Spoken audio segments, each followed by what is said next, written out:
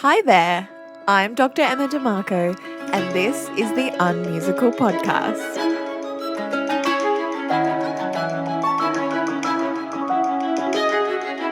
Today's episode is with the Director of Music for the Queensland Youth Orchestras and conductor of their premier group, the Queensland Youth Symphony, Simon Hewett.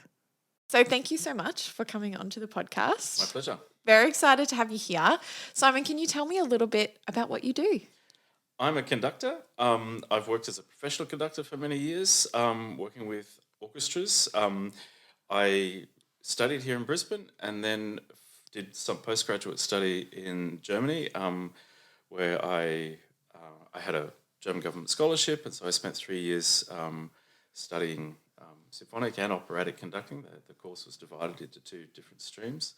Then I came back to Australia and I worked with Simone Young at Opera Australia on their Young Artist program.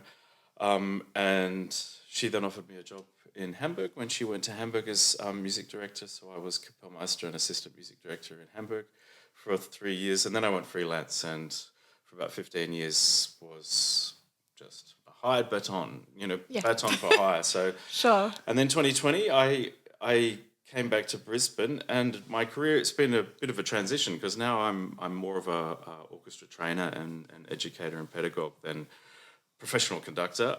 But I enjoy the work with QIO, that's Queensland Youth Orchestras, immensely, and hope to do it for many, many years.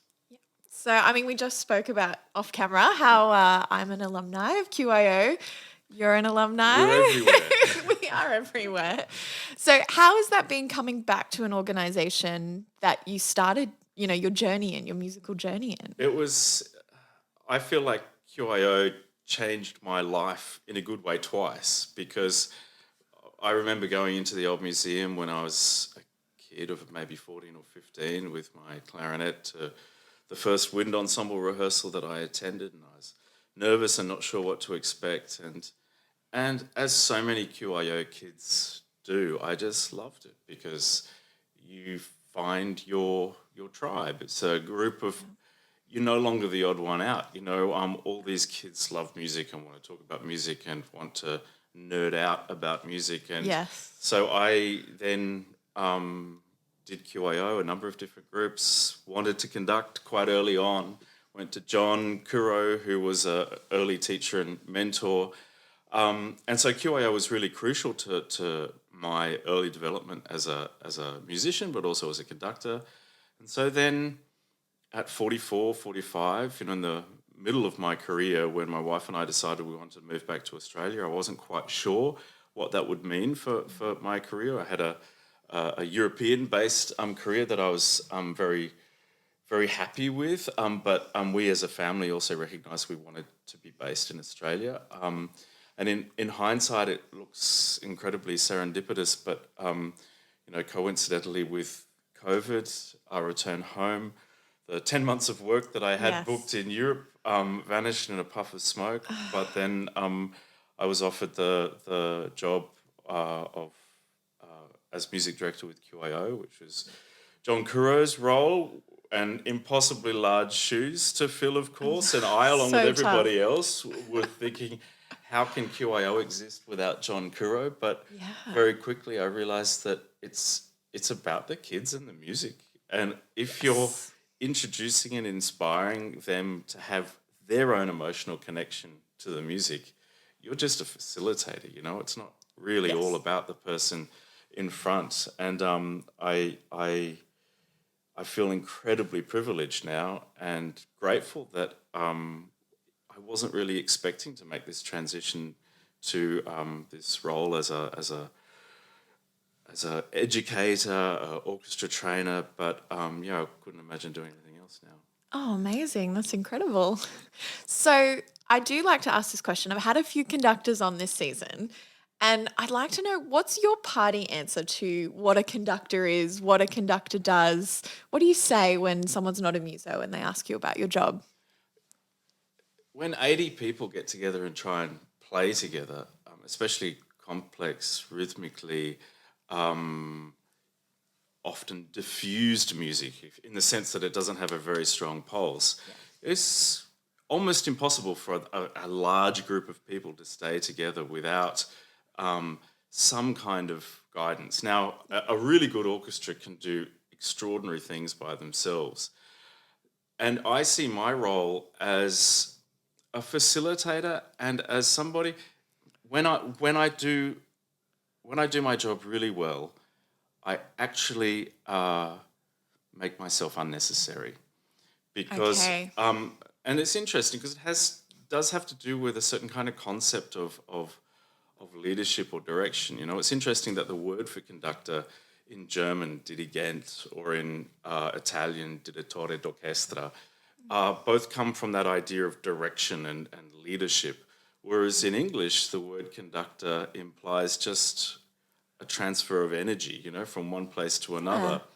And I far prefer that definition of a conductor because if I can encourage the second violins to listen to the horn while they're playing a solo and to nudge their quavers and perfectly slot them in with what the horn's doing, but that magnified by 10 or 20 fold through all the complexity of a difficult piece of orchestral music, the orchestra's self-awareness actually means that if I've really prepared the orchestra well, it should look like I'm not doing very much in the concert. But Interesting. that doesn't mean that there hasn't been an enormous amount of communication going on in preparing for the concert. Yeah. That's not quite my party answer because I guess that's a long response. I mean, you might have time at a party to give a more elaborate response. And see, it's interesting. You touched on you want it to look like you're doing very little, or there's little effort. But orchestral player, I've worked with many conductors who I feel in rehearsal versus performances, say, the performance, there's a lot of movement that I haven't seen in rehearsals. And it almost feels like maybe they want to, there's a showmanship, there's a energy, there's a something there.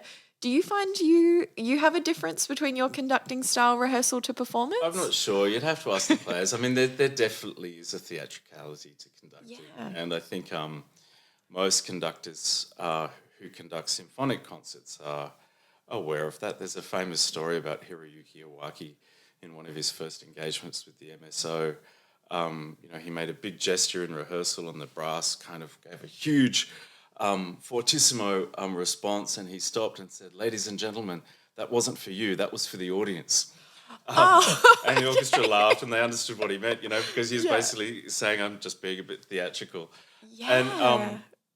And audiences do respond to flamboyance and also elegance on the podium. That said, I think that is more of an evolution of perhaps the last 30, 40 years because the profession of conducting actually evolved in the orchestra pit. Symphony orchestras and symphony concerts came much later. Before you had the Berlin Philharmonic was established relatively late, in the 1880s, or there were some older concert orchestras, but they were often pit orchestras who then gave concerts on top of their regular schedule of playing in the orchestra pit.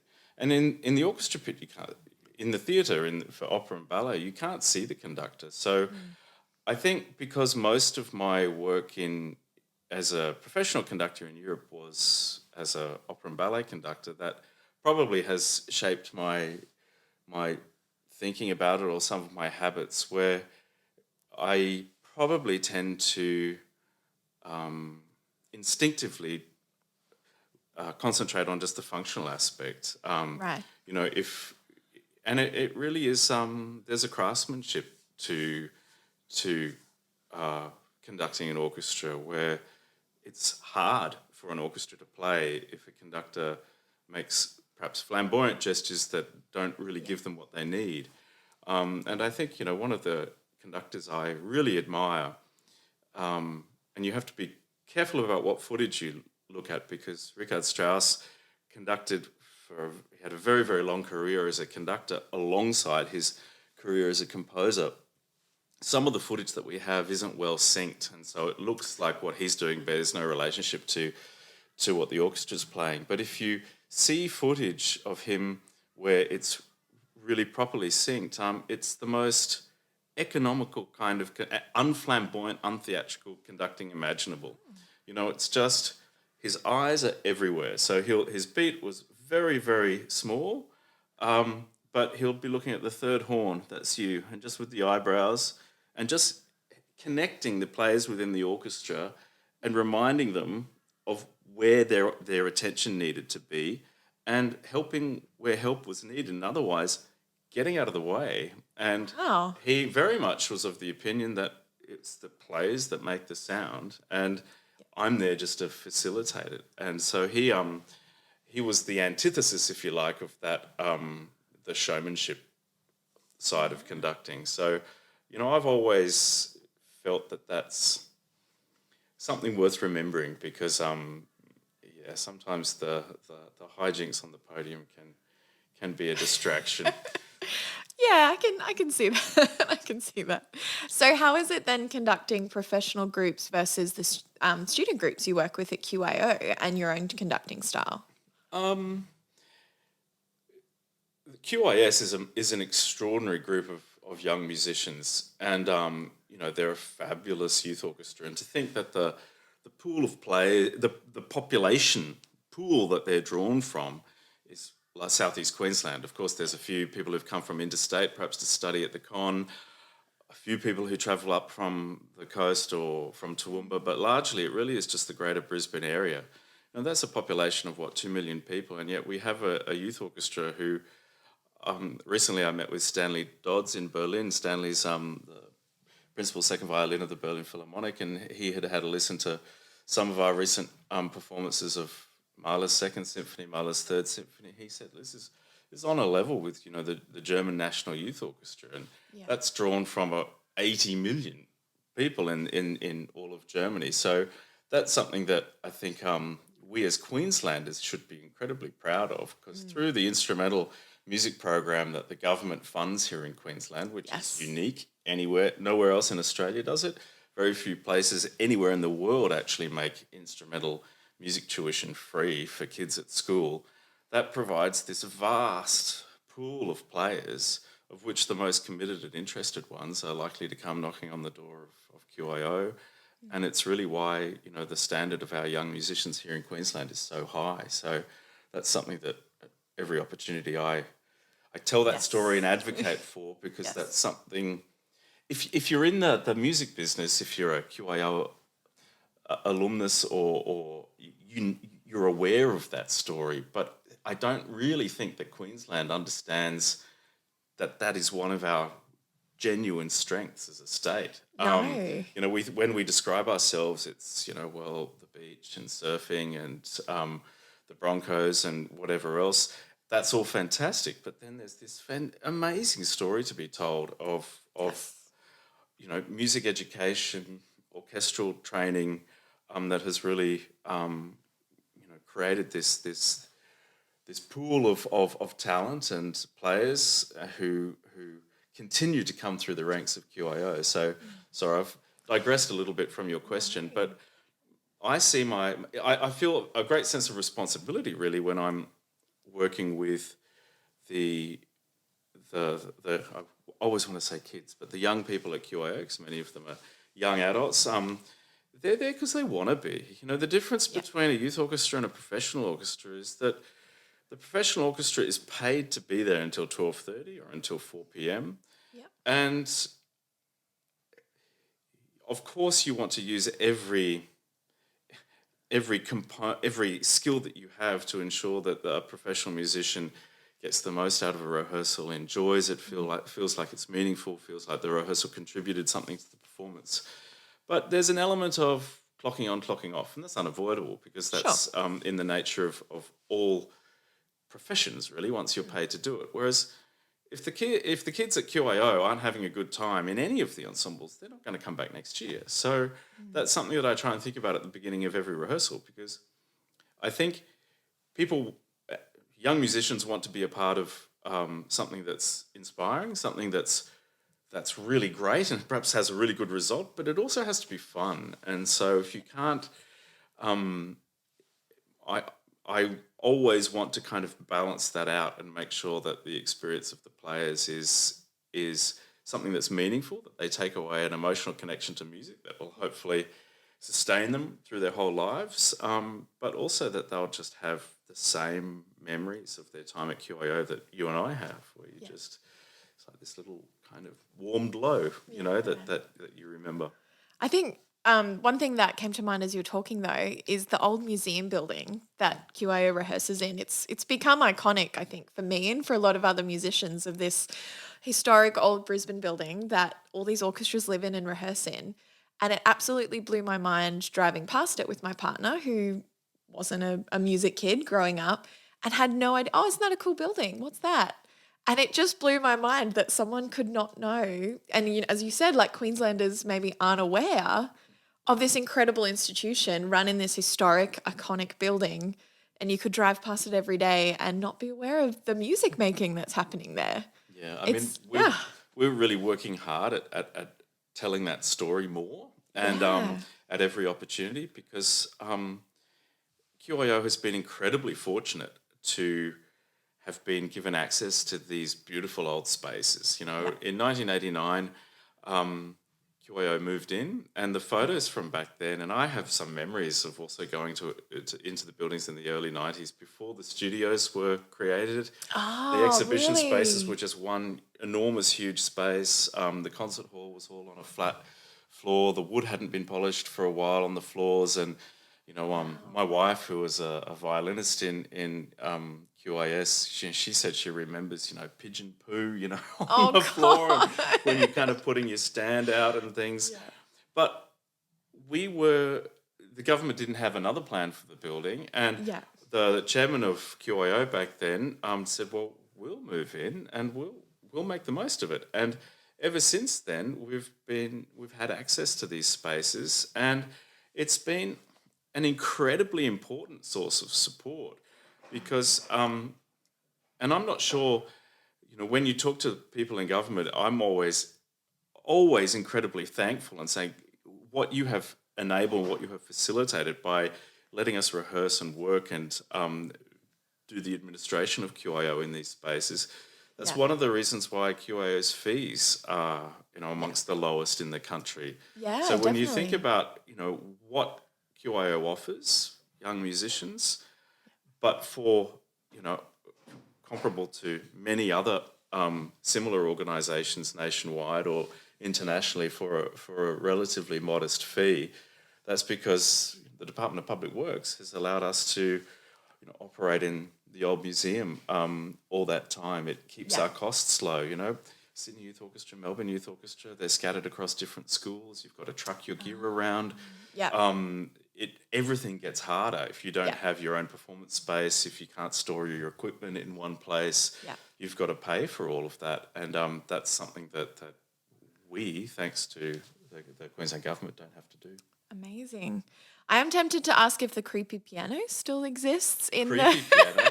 One of my like strongest memories from QIO is tutorial night, where the saxophones would always be put in this like underground, I don't know where it was in the building room, down in the basement. There was the creepy piano. Was it an upright? There's a couple of rooms. There's a couple of rooms with a couple of old upright pianos down there. Yeah, we still have those, and you know, some of the carpets have a few suspicious, you know, markings. And look, it's an old building, and there's always a bit of water damage around the place. You know, if there's, and in recent years we've had some pretty epic storms and downpours. Yes, and you know, in the office they always have a few spots where they have to put the buckets out, and then workers from the Department of Public Works come in and they patch up the old building, and there's this ongoing discussion about the possibility of a restoration, and we hope that there will be a restoration one day. I think we're perhaps still a way away from working out where the funding from that comes from. You know, I think QIO acknowledges that if a major restoration were to occur, we want the vision for that restoration to be one where QIO can continue to function and do all the things that we love to do on the site, but that we can also open up the building and share it more with the rest of Queensland, because everyone has if you're above a certain age, you know, you remember going to the old museum when it was a museum, and many Queenslanders just have a sense of emotional connection to that building because Yes. it has an extraordinary history, but it also has an extraordinary and unique look, as you mentioned. Yeah, it's definitely very iconic, I think, for Queensland and for our city. Yeah. Oh, amazing. So one thing that I have noticed talking to a lot of conductors is that overseas study seems to be a little bit of a must. How do you view your time in Germany and how your career progressed? And was that something you felt you had to do, is to go overseas? When when I was about 14, I started getting interested in the idea of what a conductor was, and I had played the clarinet and piano. I wanted to be a saxophonist because I'd seen a big band play when I was really young, 9 or 10. But in high school, I'd started having lessons with another ex-QIO clarinetist, saxophonist, Brad Millard, and I had a half an hour on each instrument. And I just slowly started gravitating towards the clarinet repertoire, Brahms and Mozart, and then I started asking for CDs and scores for my birthday and for Christmas, and I started to just lose myself in learning as much repertoire, listening to as much music as possible, and I think I just thought to myself, I don't want to just play the clarinet part. I'd love to feel what it's like to shape the whole thing, and I around grade 10, 11, I started asking around, and I heard that there was really nowhere where you could study conducting as an undergraduate in Australia. There was a postgraduate course at that stage in Sydney, and so I went and spoke to Malcolm Gillies, who was the Dean of Music at the University of Queensland, and he was fantastic. He said, look, if you come to us and do really well in your first year, we'll just design a course for you. We'll let you do conducting as a second study, but we'll have to see how you go, And I think there has always been this sense that, what's the point of starting conductors on a training pathway if they haven't first reached a professional level as an instrumentalist? And so I still think that's important. You have to have a deep knowledge of actually the whole orchestra, but that comes from having mastered at least one instrument or played it to a high level.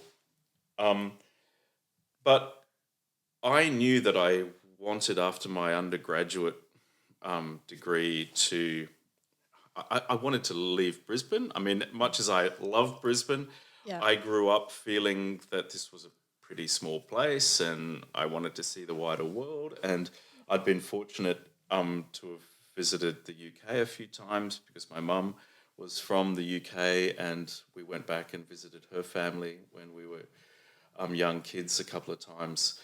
And so I had an itch and I wanted to go to Europe anyway. And so it wasn't necessarily that I had to go away to study. If there had been a fantastic program or course in Australia, I might have considered that as well. But I wanted to go overseas. I wanted to learn languages. I wanted to see the wider world. And I didn't really mind where. Like, I remember in my third and fourth year of my undergrad degree, I just went to the postgraduate scholarships office, said, just give me everything you've got on all the various government scholarships, opportunities, and I just applied for everything. Hungarian government scholarships, Finnish government scholarships, Commonwealth scholarships, German government scholarships. I wrote to all sorts of places in America, asked if what opportunities they had. Wrote to the Ian Potter Foundation, wrote to the the Churchill Fellowship thing. Just I was pretty single-minded when I look back on it now. But I was lucky enough to be given both a Commonwealth scholarship and a German government, be offered a Commonwealth scholarship or a German government scholarship. So I had the option to study in the UK or in Germany. Okay. And I thought, this is an opportunity to learn German, and this is an opportunity to really go into an unfamiliar place, but the heartland of classical music, of the music Sure. that I've fallen in love with. And still to this day, I didn't find this out till later, but I don't know what the exact number is, but of full-time professional orchestras in Australia, the number must be, once you consider all the opera and ballet orchestras plus the SSO, MSO, Adelaide Symphony, WASO, QSO. It would only be 10 or 12 full-time professional orchestras. Obviously chamber orchestras, but apart from the ACO, I'm not sure that any of those are truly full-time. Compared to that, Germany has 160 full-time professional orchestras. Wow. So that legacy of really the Holy Roman Empire, where you had every dukedom and principality had an opera house, and the aristocracy funded an orchestra. And in a way, it was keeping up with the Joneses, right? Because if Count Esterhazy has his own orchestra, then I better have my own orchestra over here in Austria. So it was very much came from that desire to have. I guess it was also a way of having your own in-house entertainment system. Of course. But it was something that was very much associated with the aristocracy. But that legacy has been largely preserved because many of those orchestras are a part of opera houses. Many of them are standalone symphony orchestras, but so many small towns. Weimar, where I studied, is a town of some 50 or 60,000 people. That's, I think, similar to the population of Armidale. Yet they have a full-time opera house. Like that's not something that we don't have that in Australia. That's an opera house where there are performances every night of the week, all through the year, of a rolling repertory of opera. And it's so hard to conceive of that in an Australian context, isn't it? To imagine a town of that size having that in an Australian context. Yeah, and look, I don't beat up on Australia about that either, because we have very different history and cultural heritage and all of that. And opera is just more embedded in the grassroots of everyday life in some European countries. But I, from a practical point of view, that just means that there's an enormous number of orchestras playing every day that need conductors. And so from a practical point of view, you tend to go where the work is, right? Yes. So in terms of building a career, there are more job opportunities. There's more competition too, but there's more job opportunities and in Austria and Germany. And so that was also, I think, a motivating factor. I also remember I read somewhere Andre Previn, he was telling, I heard him do an interview, and he was talking about a young conductor who had approached him and said, "What should I do as a young conductor? How do I get my start?" And Previn asked, "Well, where are you from?" And where do you live? And he said, a town that Previn didn't recognise, somewhere in America. Previn just said, "Move." Oh, So, okay. I think in order to get the training you need, in order to get the start that you need to be a bit strategic and just look at, well, where is the action? Yes. And you've sort of got to chase after the action if you wanted to be a part of it. Yeah. I think that's very common for a lot of players. I think in Australia I've definitely noticed like instrumental schools are kind of popping up in different universities. I'm thinking of the attraction of the horn program at the Queensland Con, for example. So there's starting to be that movement around Australian programs. I've seen a lot of my colleagues after we graduated go down to Melbourne for ANAM, of course. Still waiting for ANAM to have a saxophone program, but that's okay. Don't need it anymore, I don't think. But, there is this movement happening, and I guess, to bring it back to an Australian context, there are some ways of getting out of your town, but it feels like, like you say, for conducting, if the work is overseas, the work is overseas. And I mean, it was a bit of... It's interesting for me now talking to you and reflecting on all of this, because I've come back to Brisbane, and I guess in this now middle part of my life, what I would love to see happen in Brisbane over the next 2 to 3 to 4 decades is for us to really build out the cultural infrastructure so that there are opportunities and jobs here. Yeah. And because it was very much a sense when I was, I can't stay in Brisbane because there's just not enough going on. Yeah. And I think part of it's got to do with storytelling, because Queenslanders perhaps haven't owned this story of music education and orchestral training.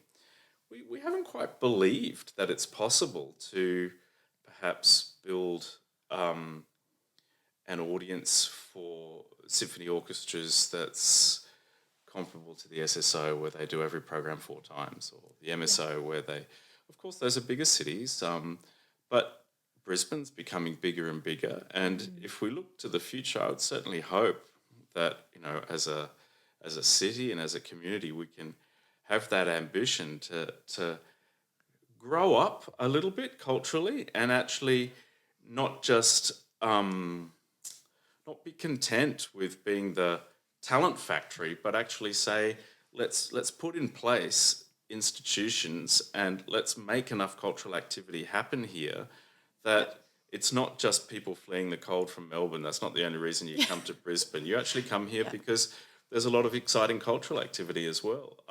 And I would like Queensland just to grow a little bit of confidence, so that we no longer allow ourselves to be gaslit by the Melbourneites and Sydney-siders who tell us we have no culture. Because there are numerous times where I've sort of looked at the intake at ANAM, and 25 to 30% of all the people who are getting into ANAM are Queenslanders. Yeah. So, there's we have the talent, we have the people who can make that cultural activity happen, and I'd love over the next few decades to actually build out the cultural ecosystem, so that we can really feel that we're offering something that people who visit us will be excited by. Yeah, definitely. I'd love to touch on a little bit of opera, because obviously we're talking about that. And I was flicking through your bios and some things online and noticing there's been a lot of opera conducting in your background, as opposed to maybe more symphonic work. Was that a natural thing that happened? Was that your interest area? Why opera?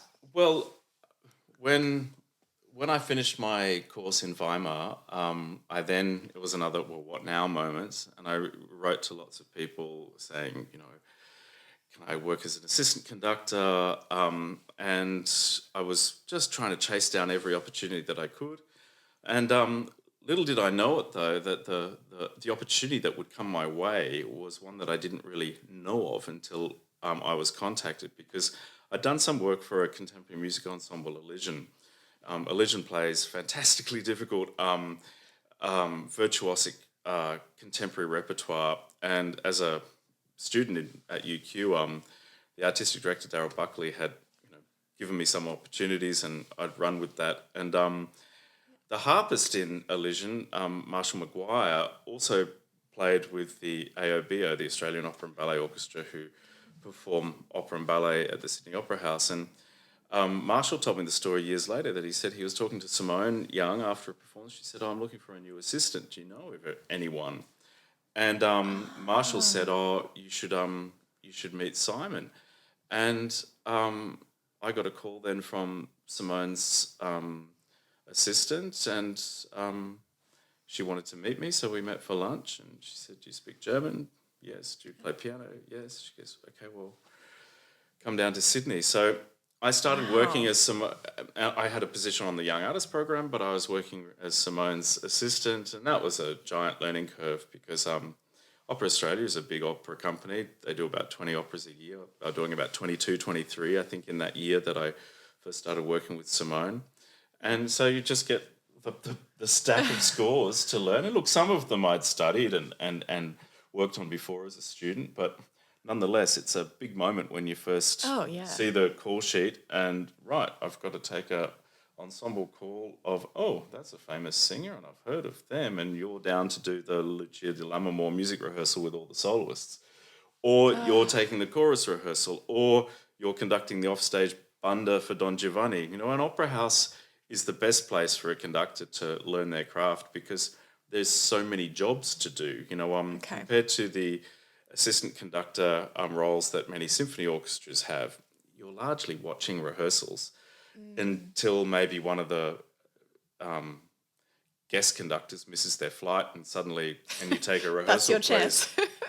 chance. But maybe an education concert here and there. But a symphony orchestra doesn't have much to offer an assistant conductor because that's what the hired conductor, either the music director or the guest conductors, are there for. Whereas an opera house needs multiple conductors. You need somebody to rehearse the chorus. You need somebody to conduct off stage when singers can't see the conductor in the pit so well. You have banda, you have singers to prepare. Often the music director is conducting. Simone would often be working on 3 or 4 operas at once, and so she would be in rehearsal room 1 and working on, I don't know, Tristan and Isolde, and I'd be in rehearsal room 2 rehearsing an opera for her.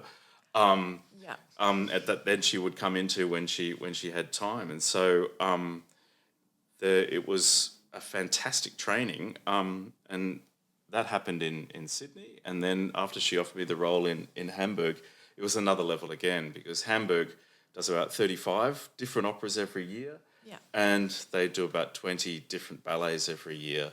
And the orchestra also plays a subscription concert season of 15 or so major orchestral concerts every year. So incredibly busy, really a factory of opera, ballet and orchestral concerts.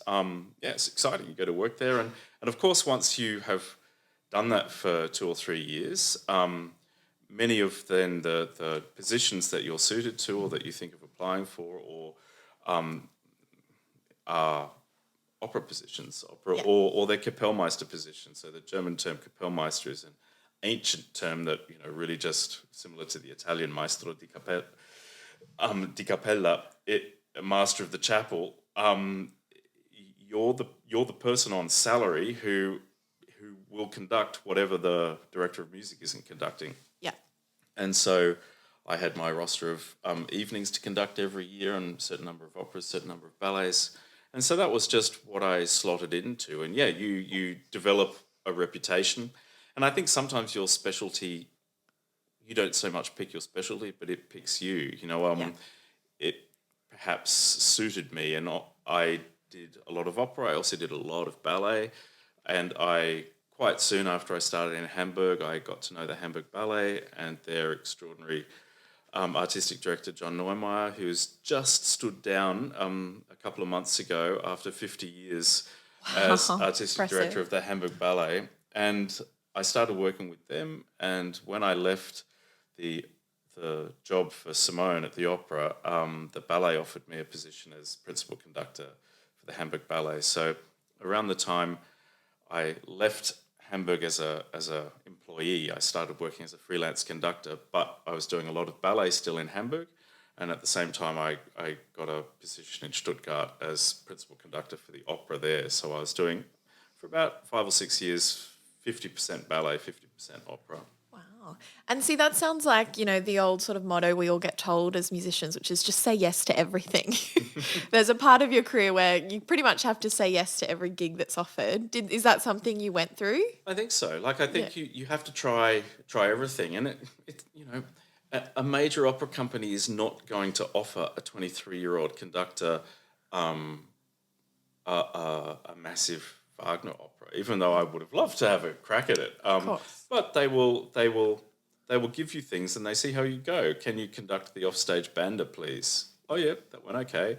Could you rehearse the chorus, please? That went okay. Okay, well, we'll give you a real performance of Barbara of Seville, or of what's considered, some of the entry level operas. And then you sort of, it's like you need to score some runs. And so if you score some runs and people have confidence in you, then you're given more and more opportunities. So, I think you have to,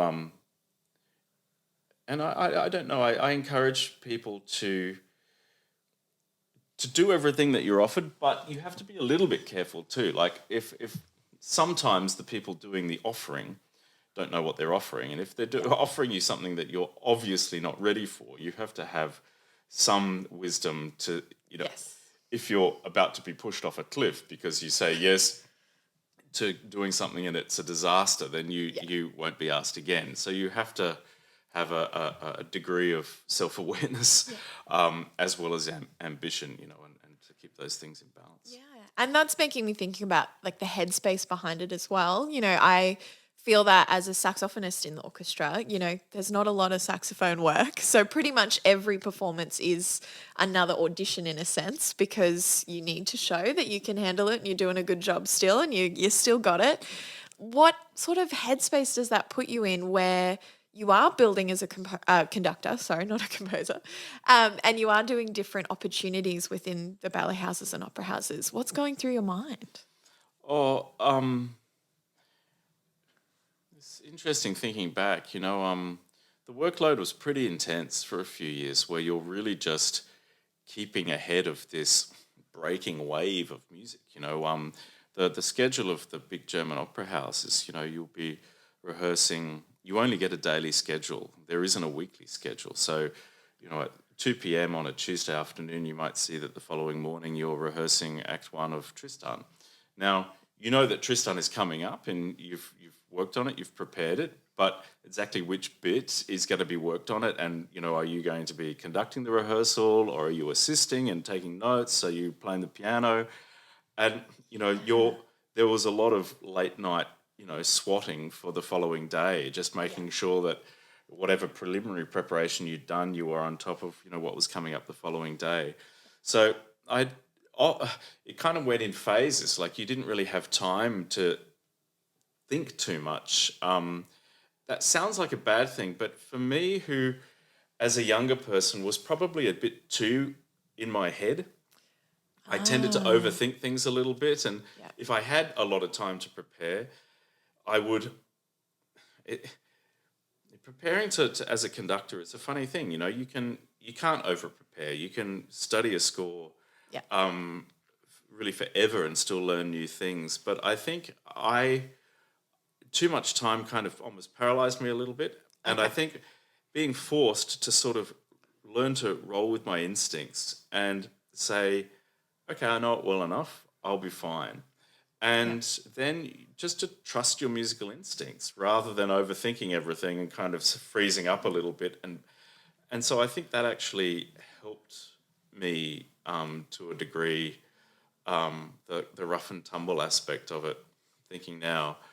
And as to your question about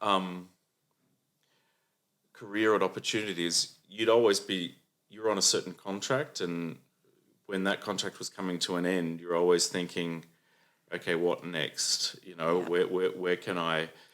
And you definitely you need to hustle. And you need to network, and you need to get on people's radar screens, and you need to. It's hard. Yeah. It's hard.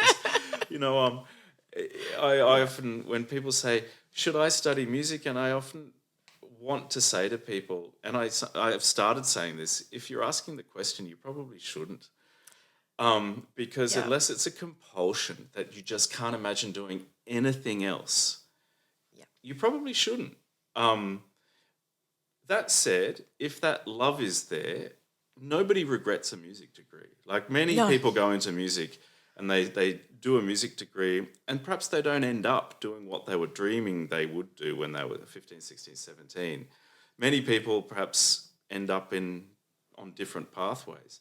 But I've not yet met somebody who says, if I had my time over, I wouldn't do the BMAS. I really regret those years, because you've answered some deep question in yourself, which says, I want to see what that feels like. Yes. And I think if you've got that itch, then you should study music. But if you're kind of deliberating and thinking, oh, maybe I should, I don't know, do real estate or be a doctor, then be a doctor, and you can still continue to love music, But most of the people that I know who've really made careers, there's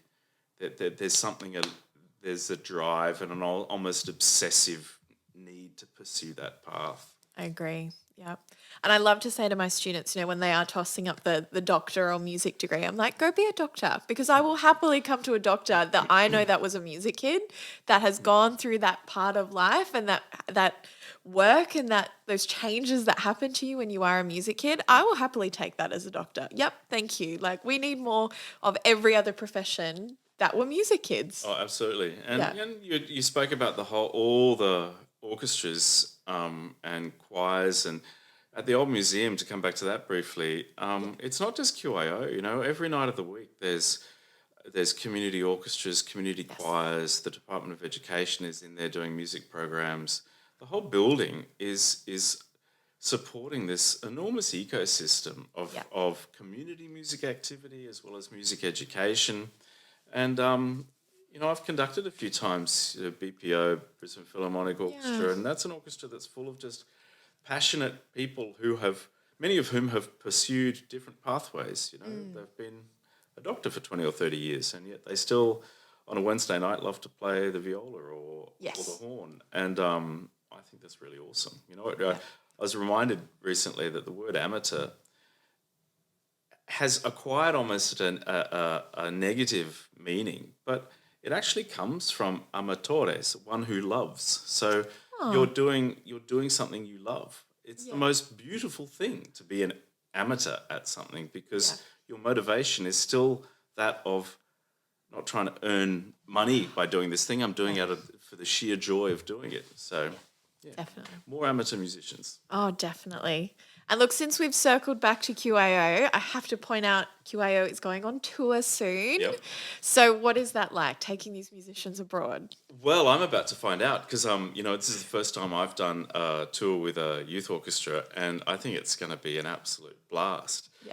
One of the things that I wanted to do with this tour is really make sure the musicians have a fantastic time, but also show some of the major centres of music making in Europe how good young Queensland musicians are. But also, I want to get the attention of the broader Queensland community as well. So I wrote to the Musikverein in Vienna and said, would you consider letting us perform on your stage? And I sent them some of our recent recordings, and they said, sure. So we're going to be performing in the home of the Vienna Philharmonic. And in fact, I found out that we're the first Australian symphony orchestra of any kind to perform in the Musikverein in Vienna. So Oh, wow. ACO has performed there before, but ACO, they don't have a conductor. So Okay. in my mind, they're not a real orchestra. Right. None of the other Australian symphony orchestras have performed there before. Wow. So, I'm hoping that we can share that with the broader Queensland community, and sort of, I'm hoping that Queensland will sort of say, wow, that's an extraordinary thing about our own state that we didn't know, that there's this incredible youth orchestra, and that's something that the government has facilitated over decades, and hopefully that will help just get those cultural juices flowing, and what I ultimately want is for Queenslanders to think a little bit differently about themselves, so that we actually think, no, we have culture. Yes. Because I think there has almost been this, we've been gaslit for so long from so many different quarters that we sort of have accepted everybody else's premises or comments about Queensland, and I'm pretty passionate about Queensland, and I refuse to do so. Yes, I love it.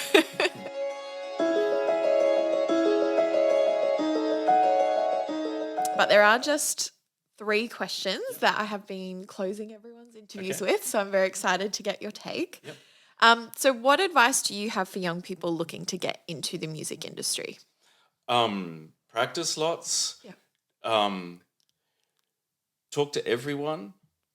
It's a good one. And go and see the world as much as you can, and do it for the right reasons. Do it because you love it.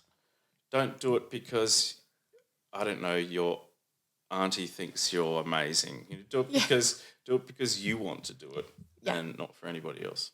Yeah, I think that's very important. What don't you think people know about a life in the music industry? There are a lot of stereotypes out there. Musicians are so much more vulnerable and sensitive than I think sometimes we allow ourselves to show. And a person who is capable of expressing their innermost emotions on an instrument is really sharing something very precious with you. Yeah. So, be gentle with them. I think we're all a bit more fragile than we make out. Yeah, I can see that. I can agree with that one. And lastly, if you had your time over, would you do it all again? Yeah, I would. I've thought about that a lot. What would I say to a 15-year-old version of myself? Apart from maybe practice the piano a little bit more, I would say. I agree with that one. I need. Oh. I think, but that's the weird thing. It's like all those time travel science fiction movies. You change one thing, what else changes as a result of that? Yeah. So I think at this stage of my life, I hope I would have the courage to just say, go out and do what you do. Yeah. Oh, well, thank you so much, Simon. That was just so insightful. And by the time this episode comes out, you guys will probably be on tour, which is very exciting. That is exciting. Can't wait. Thanks so much for having me.